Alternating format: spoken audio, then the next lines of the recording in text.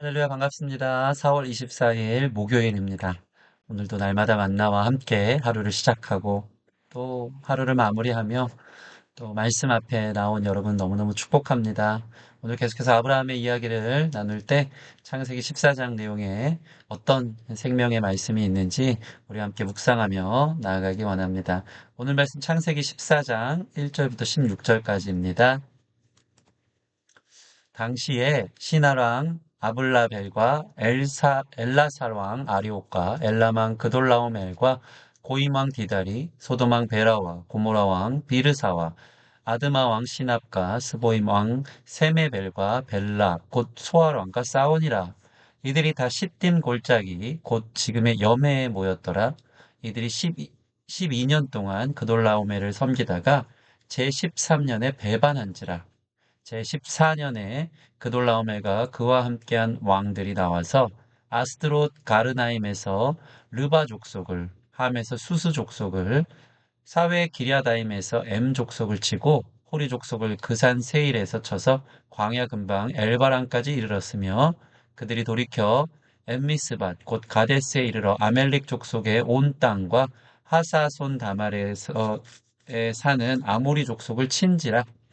소돔 왕과 고모라 왕과 아드마 왕과 스보임 왕과 벨라 곧 소아 왕이 나와서 시딤 골짜기에서 그들과 전쟁을 위하여 진을 쳤더니 엘람 왕 그돌라오멜과 고임 왕 디달과 시나랑 아무라벨과 엘라살 왕 아리옥 네 왕이 곧 그 다섯 왕과 맞서니라.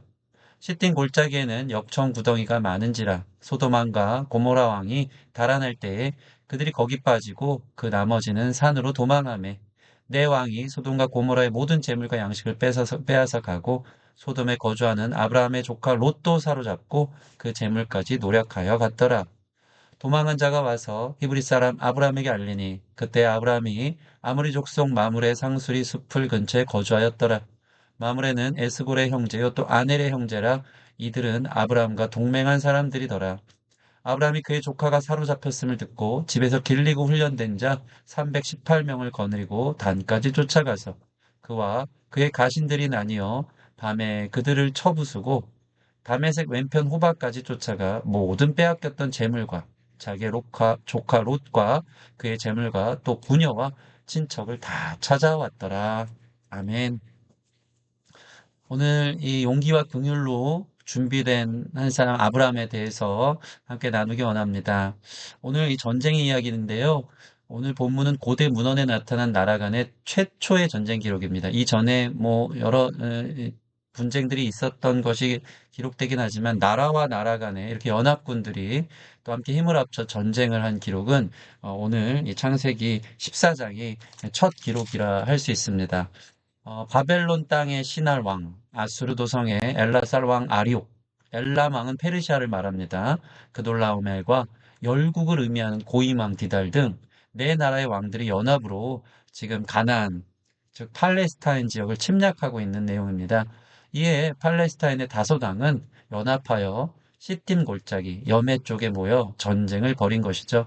이 전쟁은 당시 중동 지역 대부분의 나라를 끌어들일 정도의 큰 규모의 세계 전쟁과 같은 전쟁이라 할 수 있습니다. 엄청 큰 규모였죠. 본문에서 이 전쟁의 원인은요. 사실 엘람 왕의 통치 아래 있던 이 페르시아 왕의 통치 아래 있던 팔레스타인의 저항으로 시작됩니다. 가나안 지역이 이 엘람 왕 아래에 노예가 되었고 세금을 내는데 13년째나 내야 됐었습니다. 근데 13년 되는 해에 견딜 수 없어서 반란을 일으키며 대규모의 전쟁이 14년째가 되는 해에 일어난 것이죠.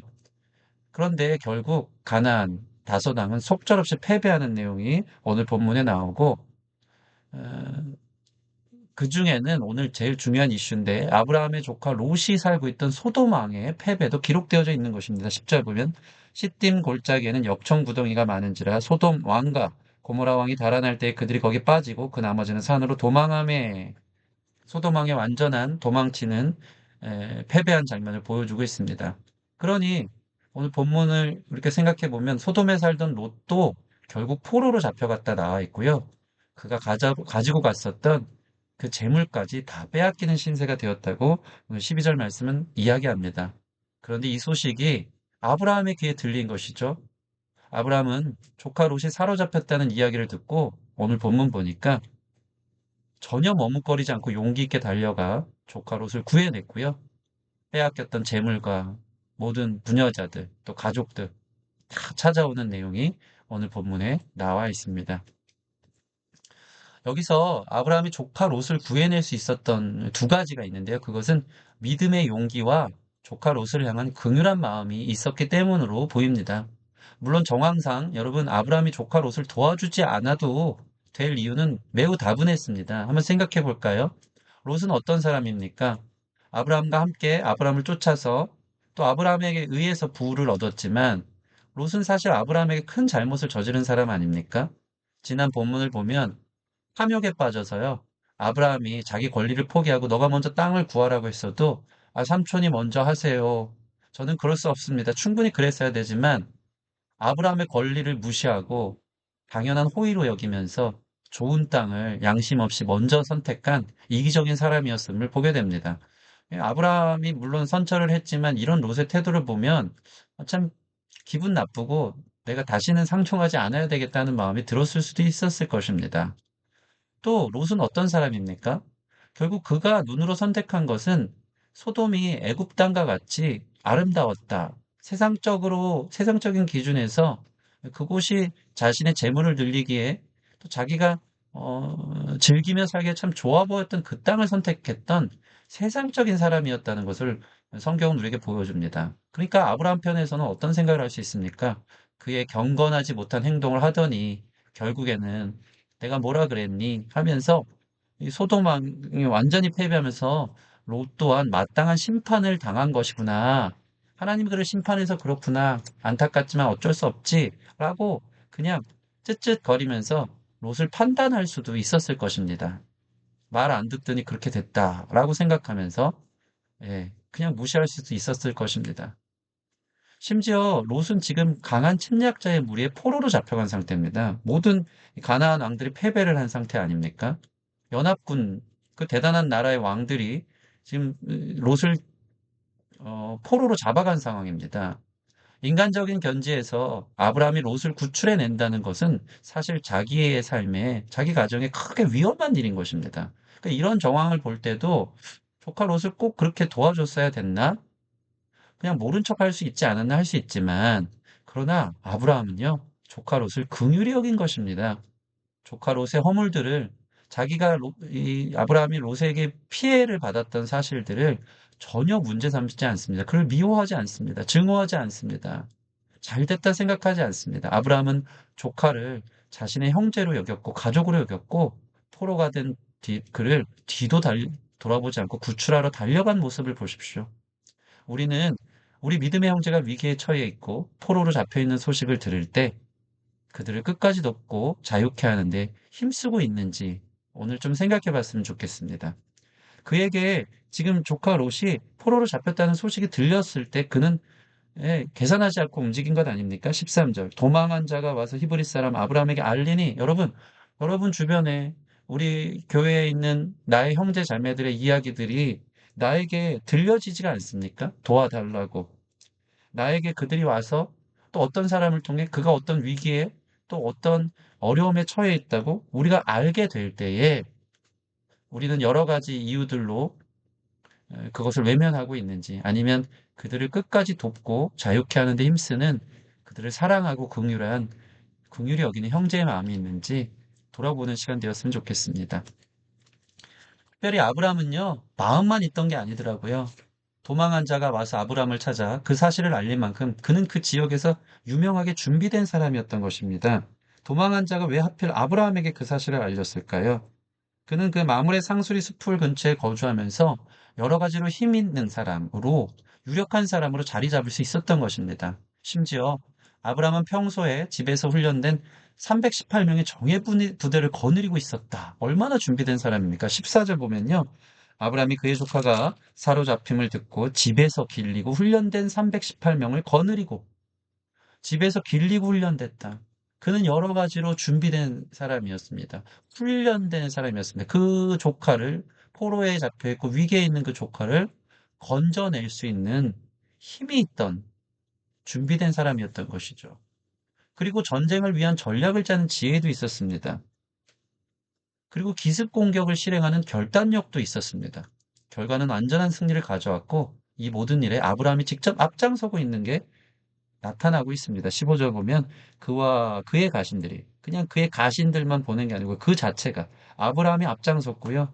나뉘어 밤에 그들을 쳐부시고 다메섹 왼쪽 호바까지 쫓아가 엄청난 전략으로 지혜로 기습 공격을 해서 어떤 일을 벌입니까? 그 빼앗겼던 재물과 자기 조카 롯과 그의 재물과 또 부녀와 친척들을 다 찾아왔더라. 완전히 그를 돌아올 수 있도록 완벽하게 도와준 사람인 것입니다. 다 빼앗긴 것을 찾아다 주었다. 우리의 믿음 또한 아브라함처럼 자라 신실한 믿음을 소유한 사람이 될 때 하나님 우리가 도와야 할 사람들을 보여주실 것입니다. 나에게 도움을 청하고 나의 시야에 들어오는 포로에 잡혀있는 그 형제는 오늘 누구인지 생각해 봅시다. 우리에게 그들을 구출해낼 힘과 용기와 지혜가 준비되어 있기를 바랍니다. 그들이 세상의 죄의 연약함의 포로가 된 것을 하나도 빼놓지 않고 끝까지 쫓아가 다 찾아올 수 있도록 돌아올 수 있도록 준비된 믿음의 사람들 됐으면 좋겠습니다. 우리는 연약한 지체를 구출해줄 준비된 사람인가? 아니면 자신의 연약함에 언제나 어둠과 죄의 종노릇하고 있는 롯과 같은 사람인가? 하나님, 하나님은 아브라함처럼 우리를 용기와 긍휼을 가진 믿음의 사람으로 준비시키고 계신다. 아브라함이 믿음이 자라가도록 인도하신 것은요, 반드시 그 믿음으로 다른 믿음의 연약한 형제들을 돕기 위해 하나님이 우리를 준비시키고 계신다는 것이죠. 나의 도움을 필요로 하는 그 사람의 이웃이 되어 줍시다. 오늘 나에게 도움을 원하는 사람들의 소리가 들립니까? 준비되었다는 것이고요. 또 주님께서 나를 그들에게 보낸다 여기고 그렇게 그들을 다 돌이켜 올 수 있도록 찾아올 수 있도록 끝까지 그들을 도와줄 수 있는 형제요 이웃이 되어주는 저와 여러분 되어지기를 바랍니다. 오늘 이렇게 기도합시다. 하나님, 오늘 연약한 형제의 고통을 외면하지 않게 하소서. 내가 도와야 하는 그 형제를 끝까지 도와주어 포로된 곳에서 자유케 하도록 나를 사용하여 주소서. 나를 준비시켜 주소서. 내가 신실한 하나님의 군대로 쓰임받기 원합니다. 이제 우리 기도 제목을 가지고 함께 기도하도록 하겠습니다.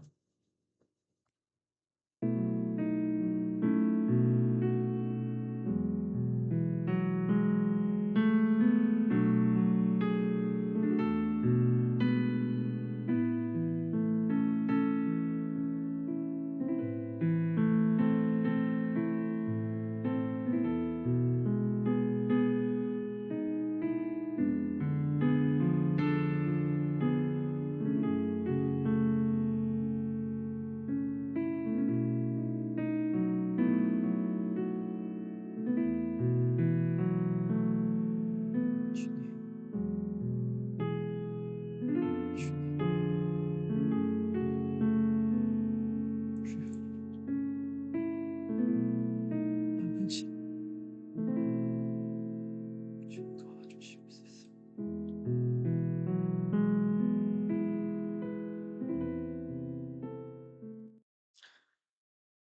기도하겠습니다. 하나님, 우리 삶에도 세상의 어둠에 죄와 연약함에 포로된 자, 갇힌 자, 눌린 자, 빼앗긴 자들이 너무 많이 있습니다. 오늘 나의 눈에 그들을 보게 하시고 그들의 도와달라는 음성을 듣게 된 것은 하나님 내가 도울 것이 있고 또 나를 부족하지만 믿음의 사람이 되게 해서 그들에게 해야 할 말이 있고 또 나의 작은 믿음에 예수님에 관한 이야기들을 나눌 수 있도록 주님께서 나를 준비시켜 주신 줄 믿습니다.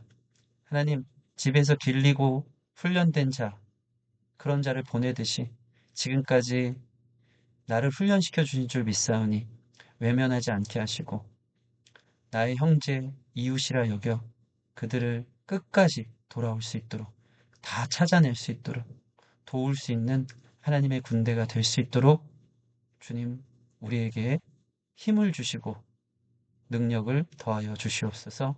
감사함의 예수님 이름으로 기도합니다. 아멘.